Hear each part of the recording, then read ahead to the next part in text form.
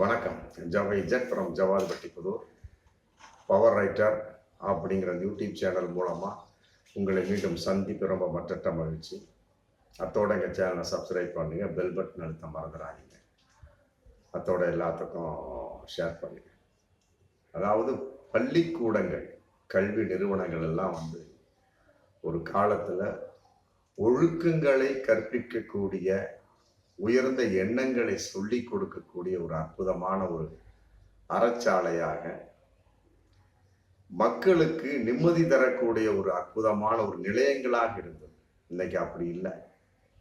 ஆஸ்பத்திரி கூட கெட்டு போச்சு. இந்த பாருங்க, அன்னைக்கு போன வாரம் டாக்டர் பாலாஜி குத்தி கொலை செய்யப்படக்கூடிய ஒரு சூழல். குத்திட்டாங்க, முடிஞ்சு போச்சு. நல்ல வேலை அவர் இறக்கல.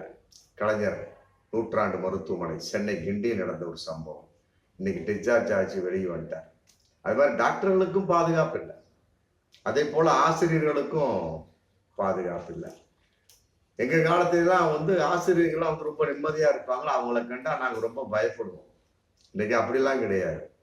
ஆசிரியர்களோடு ஆசிரியர்களாக மாணவர்களும் கலந்து பழகினாலுமே கூட அந்த ஒரு இலக்காரத்தனம், மற்றபடி அந்த மனதில் இருக்கக்கூடிய அந்த ஒரு மிகப்பெரிய ஒரு மரியாதைலாம் இன்னைக்கு கிடையாது. அதே நேரத்துல வெளியாட்களும் பள்ளிக்கூடத்தில் நிலை கொள்ளக்கூடிய ஒரு சூழல். யாரு வர்றா யாரு போறா அப்படிங்கிறது தெரியுதில்ல. செக்யூரிட்டியும் கிடையாது, ஒரு பாதுகாப்பும் கிடையாது. ஆசிரியர் பாதுகாப்பு சட்டம்னு ஒண்ணு இருக்கு, அது என்ன பண்ணிட்டு இருக்கு அதுவும் தெரியாது. அந்த மாதிரி தனியட்டு போன ஒரு சூழல்ல இன்னைக்கு தமிழகத்துல எங்கு பார்த்தாலும் கொலை முயற்சி. இந்த டாக்டர் சம்பந்தப்பட்ட வகையில கிண்டி அதுல கொலை முயற்சி, குத்தி கொலை செய்யற அளவுக்கு எல்லாம் கம்ப்ளீட் பிளட் எல்லாம் வெளியே வந்ததுனால அவரு தப்பிச்சுட்டார். இல்லாட்டி அது கொலை குற்றம் தான். ஆனா இங்க 2 நாளைக்கு முன்னாடி ஒரு சம்பவம் தஞ்சாவூர்ல நடந்திருக்கு. குத்தி ஒரு டீச்சரை கொலையே பண்ணிட்டான். அதாவது தஞ்சாவூர்ல மல்லிப்பட்டினம் அப்படிங்கிற பக்கத்துல சின்னமலை அப்படின்னு ஒரு ஏரியா. அதுல ஒரு தற்காலிக டீச்சர் +1 +2க்கு தமிழ் சொல்லிக்கூடிய தற்காலிக டீச்சர் ரமணி அப்படிங்கிற ஒரு அம்மா வேலை செஞ்சுட்டு இருக்காங்க. வயசு ரொம்ப சின்ன வயசு, 24 வயசு தான். இப்படி இருக்கக்கூடிய சமயம் அந்த அம்மா மீனவ குடும்பத்தை சேர்ந்தவங்க. இருக்கக்கூடிய சமயத்துல அவங்க ஆல்ரெடி ஒரு அதாவது மதன் அப்படிங்கிற ஒரு பையனை இவங்க காதலிச்சாங்களா, அந்த மதன் இந்த ரமணியை காதலிச்சாரா அப்படிங்கிறது தெரியல. 2 பேரும் லவ்வரா இருந்துட்டு இருப்பாங்க போல இருக்கு. நம்ம இல்லாட்டி இந்த அளவுக்கு ஒரு சம்பவம் நடக்காது.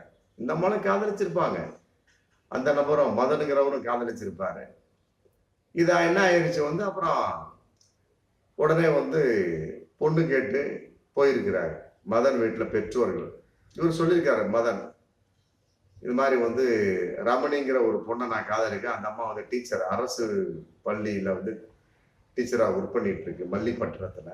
அதனால எனக்கு அந்த பொண்ணை பிடிச்சிருக்கு, போய் பொண்ணு கேளுங்க அப்படின்னு சொல்ல. ஏன்னா காதலிச்சு அதுக்கு தகுந்த மாதிரி ஒரு முடிவு கான்செப்ட் வந்திருந்தாதான் ஒரு ஆணுக்கு இவ்வளவு தைரியம் வரும். அதையும் நம்ம பார்க்கணும். பெண்ணை மட்டுமே நம்ம ஒரு உயர்த்தி சொல்லிவிட முடியாது, புரியுதுங்களா? இதுல ஆணுடைய பலவிதமான ஒரு செயல்பாடு மறைமுகமாக இருந்தாலும் ஆணை தூண்டிய ஒரு விஷயம் என்னங்கிறது போலீஸ் விசாரணை தெரியும். அந்த ரமணி சொல்லியிருப்பாங்க, இந்த மாதிரி பெண் கேட்க வாங்க அப்படின்னு சொல்லியிருக்காங்க. மற்றபடி என்ன நடந்ததுங்கிற சம்பவம் தெரியல, விசாரணை தெரியும்.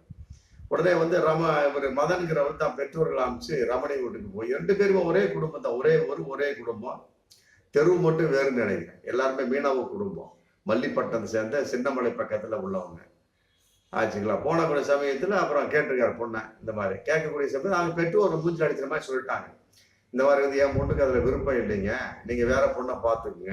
ஏன்னா இவரு 10வது படிச்சவர், அந்த அம்மா பிஎட் MA அதெல்லாம் படிச்ச ஒரு பொண்ணு, ஹை லெவல் படிப்பு.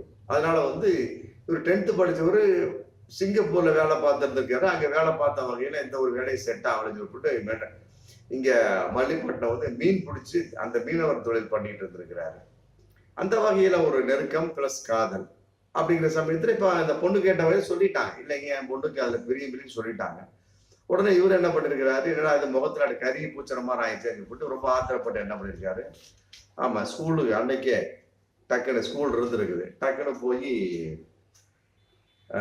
கத்தியோட போய் ரமணியை ஓய்வு வரையில அந்த அம்மா இருந்திருக்கிறாங்க. ஒரே குத்து கொலை செஞ்சுட்டாரு. கொலை செஞ்ச வகையில மீண்டும் வந்து துள்ளியிருக்கிறாங்க. மீண்டும் உயிரா போகக்கூடிய அளவுக்கு கொலை செய்து இன்னைக்கு வந்து கைதியா சிறையில் இருக்கின்றார். இன்னைக்கு போலீஸ் விசாரணை. மற்றபடி உள்ள நுழையிறப்ப ஏதோ சோறு கொடுக்க வந்த மாதிரி நினைச்சிருப்பாங்க போல இருக்கு. அந்த ஒரு ஸ்கூல்ல செக்யூரிட்டியும் கிடையாது. ஆமா, உடனே அது ஆசிரியர் மற்றபடி சத்தத்தை கேட்டு கத்திருப்பாங்க இல்லையா ரமணி, அந்த அம்மா கத்தின ஒரு சமயத்துல உடனே ஆசிரியர்களும் மற்றபடி இருக்கக்கூடிய மாணவர்கள் எல்லாரும் ஓடி வந்திருக்கிறாங்க. பிடிச்சி கட்டி கட்டி கட்டி போட்டு மற்றபடி போலீஸுக்கு ஃபோன் அடிச்சு பிடிச்சி கொடுத்துட்டாங்க. மாணவர்கள்லாம் வந்து ரொம்ப அழுதுருக்குறாங்க. அந்த அம்மா வந்து ரொம்ப அற்புதமா சொல்லி கொடுக்குற லேடிஸ் போல இருக்கு, அற்புதமா டீச்சர் போல இருக்கு. பாருங்க எப்படிலாம் ஒரு சம்பவம் நடக்குது பாருங்க. இதுக்கு என்ன காரணம் அப்படின்னா பாதுகாப்பின்மை தான் காரணம். ஆமா, ஏண்டி நூற்றாண்டு மருத்துவமனையில கலைஞர் நூற்றாண்டு மருத்துவ டாக்டருக்கு நடந்த மாதிரி தான் இது ஆசிரியருக்கு நடந்திருக்கு. அப்ப வந்து பள்ளிக்கூடங்கள் எவ்வாறு பாதுகாப்பா இருக்க வேண்டும் அப்படிங்கிறத இந்த தமிழக அரசு ரொம்ப கேர்ஃபுல்லா இருக்கணும் அப்படிங்கிறது வருங்காலங்கள். அன்பில் பொய்யாமொழி சொல்லியிருக்கிறார். ஆமா, ஆசிரியர் பாதுகாப்பு சட்டம் செயல்படுத்தப்படும், அது அப்படியே தான் இருந்துகிட்டு இருக்காங்க. ஆனா செயலில் இல்லை அப்படிங்கிறது வருத்தத்துக்குரிய விஷயம். இதையெல்லாம் விட இன்னொரு ஒரு மோசமான ஒரு சம்பவம் என்ன அப்படின்னா, சட்ட கல்லூரியில் படித்த ஒரு லா காலேஜ் படித்த ஒரு பொண்ணு. ஆமா, அந்த பொண்ணு 21 வயசு இருக்கும். ஆமா, அந்த பொண்ணை வந்து சட்டக்கல்லூரியில படிச்சுட்டு சமயத்துல அந்த பொண்ணு இன்னொரு பையனும் லவ் பண்ணியிருக்கிறாங்க. அவன் என்ன சொல்லியிருக்கிறான், அவனை கல்யாணம் பண்ணிக்கிறேன் நல்லா என்ஜாய் பண்ணியிருக்கிறான். ஆமா, டெய்லியும் என்ஜாய் பண்ண வேண்டும், ஜாலியா அப்படியே சுத்தி இருக்கிறாங்க. அந்த பொண்ணு ஜாலியா சுத்தி இருக்கிறான். காரணம் என்ன, கல்யாணம் பண்ணிக்கொள்வான் அப்படிங்கிற நம்பிக்கையில. அப்புறம் ஒரு நாள் என்ன பண்ணியிருக்கான், விசாகப்பட்டினத்துல கூட்டிட்டு போய் டர்ஃபா கார்டன் அப்படிங்கிற இடத்துல வந்து ஒரு லாட்ஜில் தங்கி நம்ம அங்கே ஜாலியா இருக்கலாம் அப்படிங்கிற கான்செப்ட்ல போகக்கூடிய சமயத்துல அங்க ஆல்ரெடி வந்து 3 தன்னுடைய நண்பர்களை வந்து வர வச்சிருக்கிறான் பாருங்க. நண்பர்களை வர வச்சிருக்கிறான். அந்த பொண்ணுக்கு அதிர்ச்சி. உனக்கு தான் நான் உனக்கு காதலி, என்ன நீ காதலிக்கிற, அவ்வளவுதான், முடிஞ்சு போச்சு. இவங்க யாரு 3 பேர் அப்படிங்கிற சட்டம் அதெல்லாம் கிடையாது. நானும் உன்னோட என்ஜாய் பண்ணுவேன், 3 பேரும் என்ஜாய் பண்ணுவோம், மொத்தம் 4 பேர் அப்படிங்கிற காவியெல்லாம் என்னுடைய நண்பர்கள் சொல்லி போட்டு லாட்ஜு கதவை சாத்திட்டு 4 பேர் வந்து என்ஜாய் பண்ணியிருக்காங்க. ஒரு பெண்ணை வந்து கூட்டு பலாத்காரம் செய்திருக்கிறாங்க விசாகப்பட்டினத்துல டர்ஃபாக் கார்டன்ல உள்ள லாட்ஜில் நடந்த ஒரு சம்பவம். அதோடு நிற்காம வந்து அதுல ஒருத்தர் போட்டோ எடுத்திருக்கான், இதை ஒரு வீடியோ எடுத்திருக்காங்க. வீடியோ எடுத்து என்ன பண்ணிட்டான், அந்த உரிய காதலன்ட்ட கொடுத்து அவன் என்ன பண்ணிருக்கான், பொழுதுனைக்கு மிரட்ட வேண்டியது. டர்ஃபா கார்டனுக்கு வா, விசாகப்பட்டினம் டர்ஃபா கார்டனுக்கு வா, நம்ம அங்கே போய் என்ஜாய் பண்ணலாம் அப்படின்னு கான்செப்ட் வரக்கூடிய சமயத்துல அந்த பொண்ணு பார்த்துருக்க ஒரு தடவை, நான் உனக்கு கட்டுப்பட வாய்ப்பு இருக்கு, எல்லாத்துக்கும் கட்டுப்பட முடியாது அப்படின்னு என்ன பண்ணிருக்கு, அந்த பொண்ணு வந்து தற்கொலைக்கு முயற்சி பண்ணிருக்கு. முயற்சி பண்ண உடனே நல்ல வேலை பெத்தவங்க காப்பாத்திட்டாங்க. உடனே போலீஸ்ல கம்ப்ளைண்ட் பண்ணி அவனை தூக்கி உள்ள போடல. அந்த 4 பேரை வந்து எனக்கு போலீஸார் வந்து தேடிட்டு இருக்கிறாங்க. பாருங்க, இது மிக கோரமான ஒரு சம்பவம். இதெல்லாம் ஒரு மோசமான ஒரு இன்னும் கேவலமான ஒரு சம்பவம் அப்படின்னா, இங்க நம்ம சேலத்துக்கு பக்கத்துல சூரமங்கலத்துல நடந்திருக்கு ஒரு சம்பவம். அதாவது வந்து 17 வயசான சிறுமி, +2 படிச்சுட்டு இருந்த சிறுமி 37 வயசுள்ள ஒரு ஆணை வந்து காதலிக்கக்கூடிய ஒரு சூழல். அவரு வந்து ஆல்ரெடி டைவர்ஸ் ஆன ஆள், கல்யாணம் ஆகி, அந்த ஆள் பேர் சதீஷ். 3 மாசத்துல இருந்து டைவர்ஸ் கொடுத்தாச்சு. அப்பனா அந்த ஆளோட நிலைமை என்னங்க நம்ம கண்காணிக்க பார்த்துக்க வேண்டியதான், கணிச்சிக்க வேண்டியதான், அவ்வளவுதான். அப்புறம் இந்த 17 வயசு பொண்ணோட தொடர்பு ஏற்பட்ட உடனே கணக்கு போட்டு பார்த்துருக்குறாங்க. அவங்க போட்ட கணக்கு தப்பு. ஏன்னா அந்த பொண்ணு வந்து மைனர் பொண்ணு. ஆமா, 18 வயசு முடிகிறதுக்கு கொஞ்சம் ஒரு 12 நாள் இருக்கக்கூடிய சமயத்துல அதுக்கு முன்னாலே இவங்க ஊரை விட்டு ஓடிடுறாங்க. ஆமா, ஊரை விட்டு ஓடி குறிப்பிட்ட இடத்துல கல்யாணம் பண்ணிடுறாங்க. கல்யாணம் பண்ணி ஒரு 12 நாள் ஜாலியா சுத்திக்கிட்டே இருக்காங்க. அந்த 37 வயசு சதீஷ், இந்த 17 வயசு சிறுமியும் ஜாலியா இருக்கக்கூடிய சமயத்துல பெற்றோர்கள் அப்புறம் கம்ப்ளைண்ட் பண்ணுவாங்க இல்லையா. கம்ப்ளைண்ட் பண்ணக்கூடிய சமயத்துல அப்புறம் போலீஸாரும் தேடுறாங்க. இதை தெரிஞ்சுக்கிட்டு அந்த பொண்ணு என்ன பண்ணிருக்கிற, சேலம் சூரமங்கலம் போலீஸ்ல சரண்டர் ஆகிற மாதிரி, இந்த மாதிரி வந்து எங்க பெற்றோர் தேடிட்டு இருக்காங்க. ஆனா எனக்கு வந்து மேஜர் வயசு ஆயிடுச்சு, நான் மைனர் கிடையாது, அதனால அப்படின்னு சொல்லி போட்டு என்ன பண்ணிருக்கேன், அந்த பொண்ணு விஷயத்த சொன்னோன்னு எனக்கு வந்து போலீஸ் பாதுகாப்பு வேணும், பெற்றோர்கள் என்னை தேடிக்கொண்டிருக்கிறார்கள் அப்படின்னு சொல்லிட்டு இதே வந்து டைரக்டா போலீஸ்ல சரண் 2 பேருமே போயிருக்காங்க போலீஸ் பாதுகாப்பு. உடனே வந்து பெற்றோருக்கு போன் அடிச்சு போலீஸ் பேசிட்டாங்க. கணக்கு போட்டு பார்த்தேன் அப்படின்னா டேட் ஆஃப் பர்த் இருக்கு இல்லையா, கணக்கு போட்டு பார்த்தேன் அப்படின்னா 12 நாள் ஒண்ணு இருக்குது. நல்லா புரிஞ்சுக்கிட்டீங்க. 12 நாள் ஒண்ண வந்து மேஜர் வயசுக்கு இருக்குது. அதுக்கு முன்னாடியே வந்து இவன் சதீஷ் என்ன பண்ணிருக்கிறாரு, கூட்டிட்டு போய் பலவிதமான பாலியல் தொடர்புகள். அதுக்கு முன்னாலே வந்து 1.5 வருஷமாவே இது நடந்துட்டு, ஒரு 15 வயசுல நடந்துட்டு இருந்திருக்கு. விசாரணை தெரிஞ்சிருக்கு. 15 வயசுல இருந்தே வந்து அந்த 37 வயசு சதீஷுக்கும் மற்ற சோர்ஸ் இவருக்கும் 2 பேரும் நடந்துருக்கு. பார்த்துருக்காங்க. விசாரணை தெரிஞ்ச உடனே 12 நாள் ஒண்ணு இருக்கு. என்ன நீ எப்படி அந்த பொண்ணை நீ லவ் பண்றது, அப்புறம் கல்யாணம் பண்ணது உனக்கு வாய்ப்பு இல்லையா அப்படின்னு சொல்லிட்டு பாலியல் வன்கொடுமை கான்செப்ட் இருக்கு. அதனால போக்சோ சட்டத்துல இன்னைக்கு வந்து சதீஷை கைது பண்ணிட்டாங்க.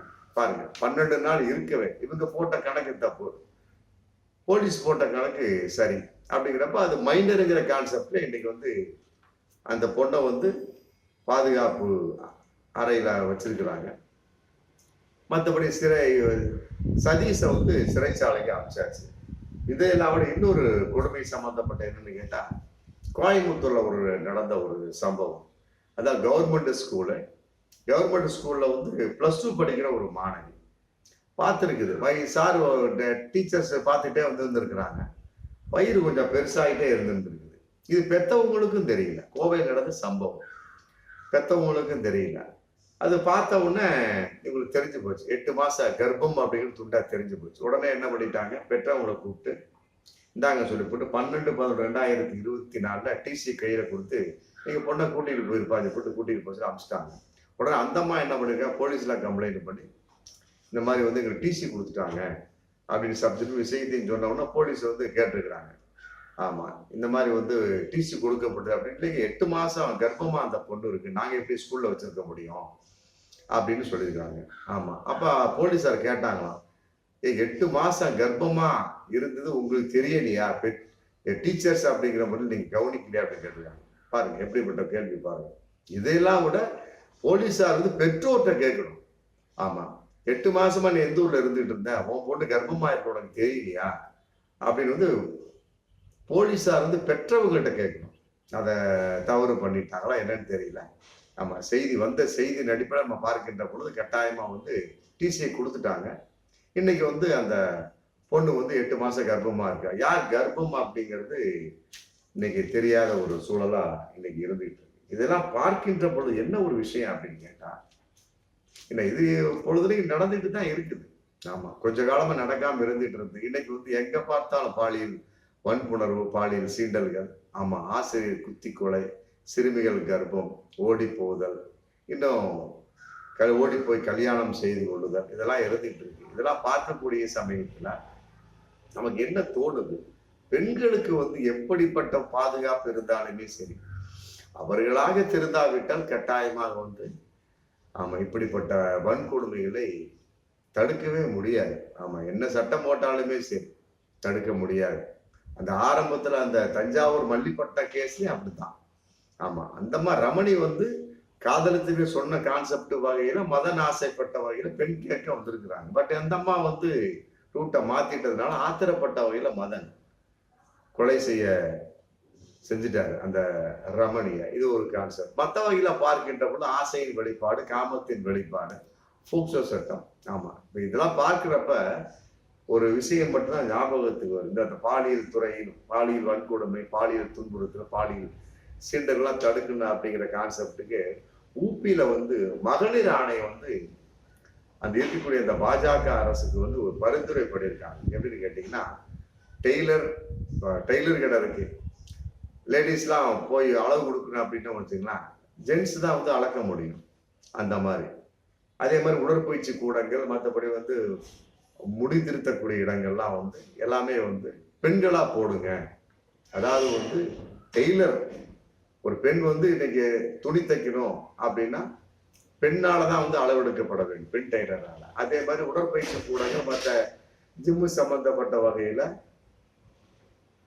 பெண் தான் வந்து பயிற்சியாளராக இருக்க வேண்டும், பெண்களுக்கு பெண்கள். அதே மாதிரி முடி திருத்தக்கூடிய அந்த இடங்கள்ல வந்து பெண்களுக்கு பெண்கள் தான் முடி திருத்தணும். இதனால அடிப்படையில் வந்து பாலியல் துன்புறுத்தல்கள், பாலியல் சீண்டல்களை வந்து நம்ம தடுக்க முடியும் அப்படின்னு சொல்லப்பட்டு உத்தரப்பிரதேசத்தை மகளிர் ஆணையம் வந்து அந்த பிஜேபி அரசுக்கு வந்து ஒரு பரிந்துரை பண்ணியிருக்காங்க. இது நல்ல விஷயமா தான் தெரியுது. இதன் அடிப்படையில் நம்ம இப்படி முடிவு எடுக்கலாம். அவ்வளவுதான். பெண்களுக்கு தனி பள்ளிக்கூடம், தனி கல்லூரி. ஆமா, அங்க பெண்கள் டீச்சர், பெண்கள் மட்டும்தான் வேலை செய்ய முடியும். பெண் டீச்சர் மட்டும், ஆண் டீச்சர் கிடையாது. அதே மாதிரி ஒரு காவலரா பெண் டீச்சர் போடக்கூடிய சமயத்தில் பெண்களுக்கு வந்து வேலை வாய்ப்பு அதிகமா போயிடும். பெண்கள் அப்படின்னா பெண்கள் கல்லூரி தான் படிக்கணும். ஆண்கள் தொழில படிக்க கூடாது. ஆண்கள்னா பெண்கள் தொழில படிக்க கூடாது, ஆண்கள் கல்வி தான் படிக்க. இப்ப கோ எஜுகேஷன் போயிட்டு இருக்கு. அதனாலதான் இந்த பிரச்சனையே வருது. புரியுதுங்களா? அதனாலதான் பிரச்சனையே வருது. அது அடிப்படையில வந்து இப்ப ஊபியில வந்து மகளிர் ஆணையம் சொன்ன மாதிரி பெண்களுக்கு பெண்களே அப்படிங்கிற சமயத்துல பெண்களுக்கு பெண்களே கல்வி சொல்லக்கூடிய சமயத்துல அந்த மாதிரி பெண்களுக்கு பெண்களே கல்லூரி, பெண்களுக்கு பெண்களே பள்ளிக்கூடம் அப்படிங்கிறப்ப இது ஒரு பாதுகாப்பா இருக்க வாய்ப்பு இருக்கு. இல்லைன்னா அது தடுக்கலாம் முடியாது. நம்ம ஆசிரியர் பாதுகாப்பு சட்டம் போட்டாலும் சரி, போக்சோ சட்டம் போட்டாலும் சரி, இன்னும் எத்தனை புதிய சட்டங்களை வந்து இந்திய அரசு, இந்த தமிழக அரசு இட்டாலும் சரி, கட்டாயமாக வந்து இதெல்லாம் தடுக்கவே முடியாது. இதெல்லாம் வந்து என்ன சட்டத்துக்கு அடங்காது. பாலியல் அந்த ஆசை என்பது எப்படிப்பட்ட சட்டங்கள் போட்டாலும் அடங்காது என்பது வந்து இந்த தமிழக அரசு, குறிப்பாக இந்திய அரசு சேர்ந்து அதுக்கு தகுந்த மாதிரி ரூட்டை மாத்து. அவ்வளவுதான். பெண்களுக்கு பெண்கள் பயிற்சியாளர்கள், அது கல்வியாகட்டும் மற்ற எதாகட்டும், அதன் அடிப்படையில் வந்து பாருங்க சமயத்துல கட்டாயமா வந்து எல்லாமே வந்து பெண்களுக்கு பெண்கள் அப்படிங்கிறப்ப கட்டாயமா தவறு நடக்க வாய்ப்பு இருக்கு. ஏன்னா ஆண் நுழைய அங்க வாய்ப்பு இல்லைல்ல. ஆமா, இதை பரிசீலனை பண்ணுங்க. நல்ல ஒரு விஷயமா தெரியும். பார்ப்போம் மீண்டும் அடுத்த வீடியோ. நன்றி.